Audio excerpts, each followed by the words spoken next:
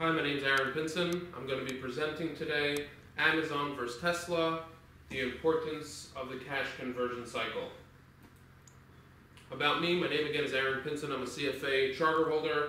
I'm the co-founder and the chief investment officer of LPS Financial. We're an SEC registered investment advisor. LPS's primary focus is dealing with high net worth individuals, which we create for them different portfolios, create their financial objectives. We also help corporations set up and manage 401k plans, simple IRAs, etc. You can also follow me on Twitter and a blog, as you can see on the slide. Here's a quick disclaimer and disclosure, required information for any registered investment representatives. Amazon versus Tesla. This chart that I put together here is as of February 3rd this year. You see here Amazon in the blue is in market cap larger than all the other companies on the other side of the chart. The other companies, Walmart, Home Depot, Lowe's, Target, Best Buy, Macy's, JCPenney, and Sears. As you can see, Amazon has grown to become a behemoth in the industry and one of the most valuable companies in the entire world. Tesla, similar type of growth spurt the company has had. Tesla has grown, recently surpassing even General Motors in market cap and becoming also a tremendously valuable company. And if you look at the chart, the company's stock prices over the last couple of years, as you can see, while not identical, they tend to trade in tandem, and they've both gone up quite considerably over the last couple of years and done very well. And a lot of investors seem to gravitate towards both of these companies and in general have treated both companies on the equal playing field, looking at them as both very high growth, high potential companies. In this presentation, we're going to highlight how from a business model, actually understanding their businesses, what they do, how they do it, they're not only not the same type of company, but they're extremely different.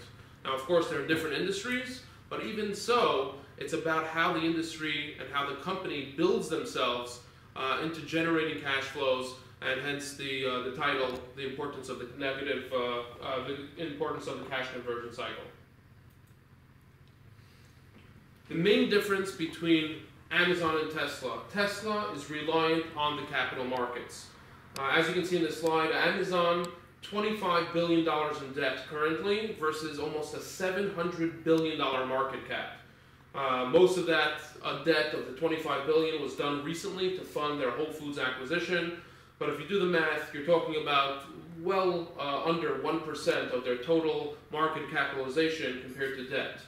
If you look at shares outstanding, it's only grown about 1% a year. They hardly issue any shares. They hardly issue any debt.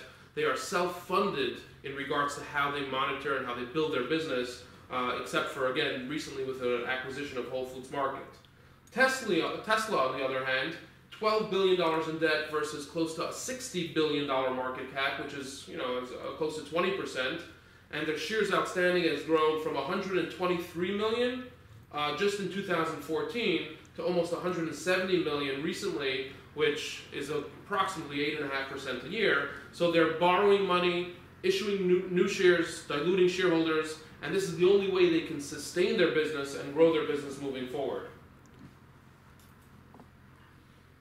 So here's a couple of slides we put together, taken from the SEC filings of each of these companies, where it shows three different parts, three different sources of cash flow.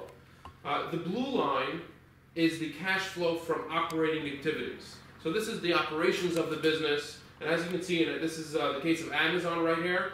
Amazon has grown every single year, the first line here being 2013, 2014, 15, 16, and 17. They've consistently grown their cash flow for operations, and hence the green shaded area, which is their cash balance, has grown as well. Now, what do they do with a lot of that money?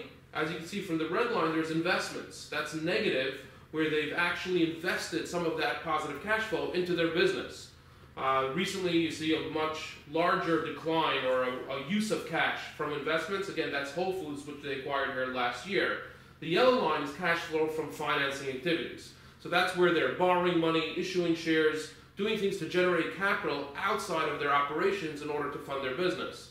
And again, from Amazon, as you can see, the yellow line is relatively stable and flat over years, where they don't generate much money from financial activities other than this recent acquisition with Whole Foods. And in general, most of their investments that they've done in the business to help fund and grow their business has been accomplished from their continued growth from their cash flow from operations. Moving on to the next slide, though, you see Tesla, a total different story. Tesla's blue line, their cash flow from operations has been relatively stable, flat. They've mostly been losing money in their operations, but they still need to make investments. They built this gigafactory. Obviously, they're investing in their plants, in their cars, in their staff. So where does this money come from? From the red line, where they're also making tremendous amounts of money in investment. So that comes from the yellow line going upwards, where, of course, the yellow line is that financing metric that we spoke about. So right here, we see a clear contrast and a clear two different types of companies, where one is using their cash flow from their existing operations to fund their business, not relying on capital markets. And on the other hand, you have Tesla, which of course is going out into the capital markets, raising money, issuing shares, issuing stock in order to fund their business to continue to grow and hopefully one day be successful and make money. We have yet to speak about the cash conversion cycle, and that's what we're going to get to in the next couple of slides, which will show how Amazon is really able to do this, even though they're not making actual net income, lots of money on their actual income statement. So by definition, the cash conversion cycle is a metric that expresses the length of time in days that it takes a company to convert resource inputs into cash flows. So the cycle attempts to measure the amount of time each net input dollar is tied up in the production and sales process before it has to be converted into cash through sales to its customers. So this metric, again, looks at the amount of time needed to sell inventory, the amount of time needed to collect receivables, and the amount of time the company is afforded to pay its bills without incurring any penalties. The calculation is quite straightforward. The purple here box shows DSO, Days Sales Outstanding. We combine the sales outstanding together with the days DOI, the days of inventory, how long the company's holding their inventory, and we minus the days payables outstanding, how long it takes, how long the company is able to pay off their creditors, and that will equal the cash conversion cycle. So we calculated this out for both companies, both Tesla and Amazon. Tesla's cash conversion cycle first, and this is more typical with almost all businesses. Many businesses would like to be like Amazon, but not many can. Most businesses have a positive cash conversion cycle, and you see here with Tesla, here we see time zero, purchasing raw materials on account. So this is when Tesla, for example, would buy some steel, buy some engines, buy some different parts to build their car. They'll go all the way through 130 days until they collect accounts receivable, so until they sell the car and they collect money from the actual person that they're selling the car to. And again, this 130 days, as you can see in the middle line here, the middle chart, it's broken up to the days in inventory, about 113 days. That's when the actual components and built cars, the actual investment, what they invested in, is sitting in inventory. And then again, once they complete the sale here, after 113 days, it takes them approximately another 17, 18 days to collect from their purchaser the payment for their auto. The last line here shows how long Tesla actually makes its payments to pay off what they purchased from the raw materials. So it'll also start at time zero, and here, you'll see here, they have to pay their accounts payable at 97.7 days, close to 100 days. So at this point, if you look here from the top line, 130 days versus close to 100 days on the payable, they're gonna be missing money. They're gonna have to sort of borrow money or loan money in a certain way to fund their business as they scale up their business. Because the more raw materials they're gonna purchase, the more raw materials they're purchased, the more cars they're gonna build, the more money they're gonna need to generate and put into that flow and into that process before they can actually go and make those sales. Now, even when they make those sales, it's going to take 130 days, but they're going to have to pay off those purchases that they did over 100 days. So as you can see, there's about a 36.64 days of a cash conversion cycle where they're short. And in order to scale their business, in order to invest in that business and to grow that business, they're going to have to go ahead, borrow money, issue stock. The more and more they're going to need to build and process and build that plant and build those cars in order to get before they have to start paying off their creditors. Amazon, on the other hand, has this negative cash conversion cycle, where although let's start from the bottom here, their payment period is approximately almost the same as Tesla, but close to 100 days. They're paying off the same creditors in the same amount of time. Their operating cycle, from the purchase of raw materials through the accounts receivable until they collect it, is only about 67 days. And the key difference here is the average inventory, the average age of the inventory, where they always flip over that inventory on average about 45 days. So in this case, as Amazon continues to grow their business, automatically they're bringing in much more cash into their business, because the more they're selling, they still have time to pay off their creditors. They still have time to settle their debts, and they can use that money that they got from their customers, from the sales that they already did, because they flipped over that inventory quickly, and use that money to continue to acquire other material, other inventory, and continue to build that business and scale it without the need to go to the public markets to fund that business to help create that consistent and continuing cash flow. So let's revisit this Amazon versus Tesla here.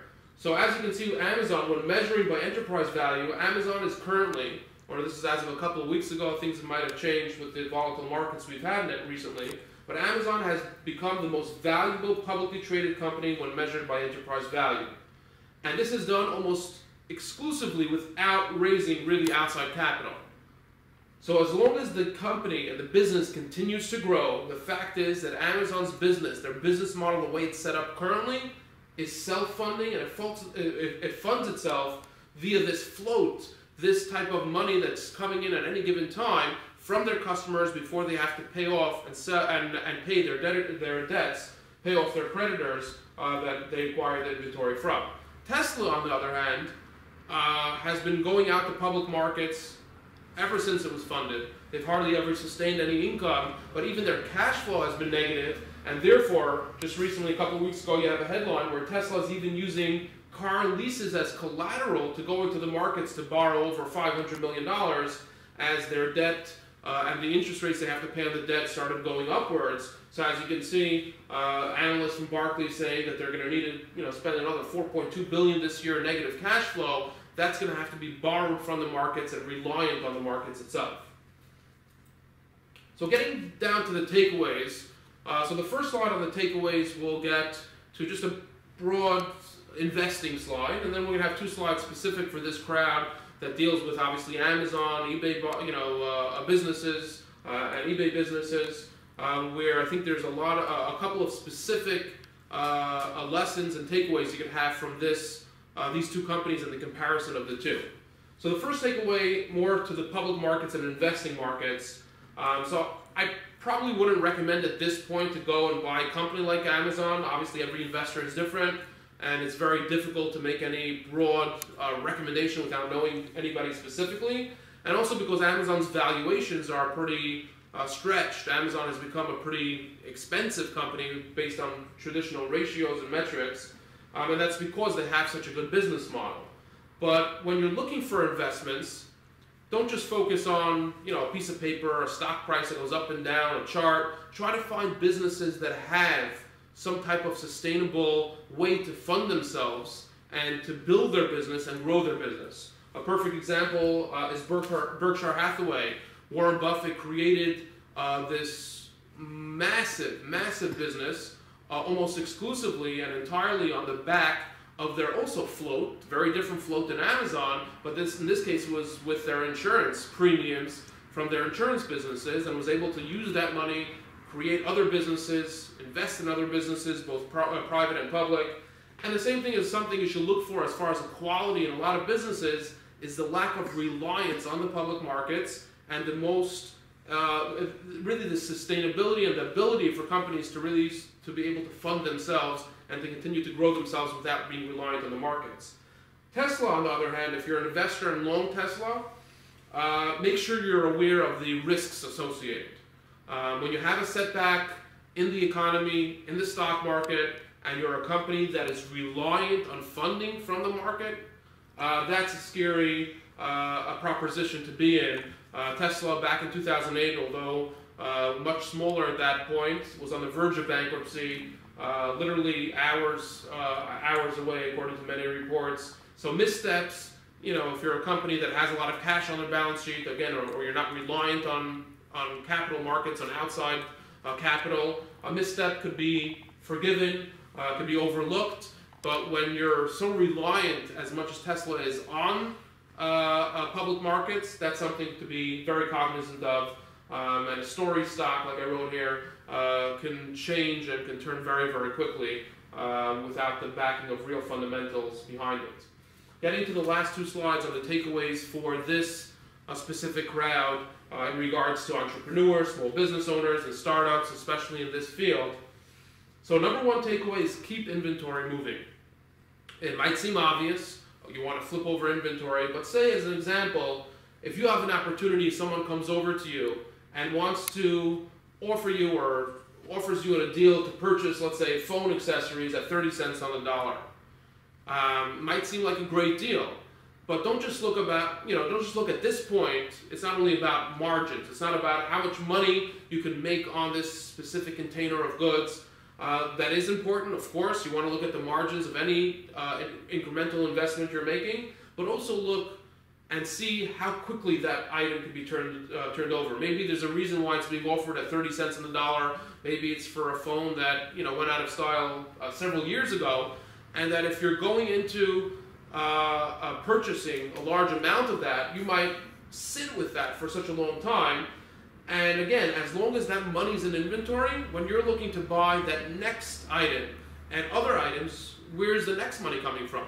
Your credit cards might be tapped out at that point. You don't want to have to go to an investor and say, hey, you know what, look, I have another item I'm willing to acquire. You want to be invested in inventory that can move quickly so that your cash flow can continue to work for you. And that's something which is probably by far, anyway, the most important thing when running any small business. You want to make sure that you have that cash flow, not just focusing on margins again. The second takeaway is, again, the other two parts of the cash conversion cycle, which is obtaining as much credit and time to pay your vendors, and the second part, to get buyers to pay as quickly as possible. Obviously, that's more relevant for wholesale and B2B businesses, but even if you're making some type of a one-time deal and you're selling something to someone else, make sure they pay you right away. And as an example here, let's say, again, you just place a large order from a vendor and you happen to have money sitting in your bank account. You happen to have that money there, liquid. Set up a time schedule. Set up a time where, hey, you know what? We pay once every 2 weeks. We pay once every 2 months. And especially if it's an ongoing existing vendor, if you build that out right in the beginning of your relationship, where this is when I make my payments, it's not just, oh, if you have cash, you pay them. No, you want that cash sitting by you as long as you can. And again, the same thing with when you have a customer, make sure the customer pays as quickly as possible, even if it's a one-time thing. Get that cash flow back into your business so that this cash conversion cycle is working for you, like the case of Amazon, versus working against you and being reliant on whether it's credit cards or some type of deal coming off to help you fund the business and to help you to fund future scale and future business. So I hope you enjoyed the presentation. Obviously, we'll open it up to any questions and answers if anybody has any. But thanks for your time.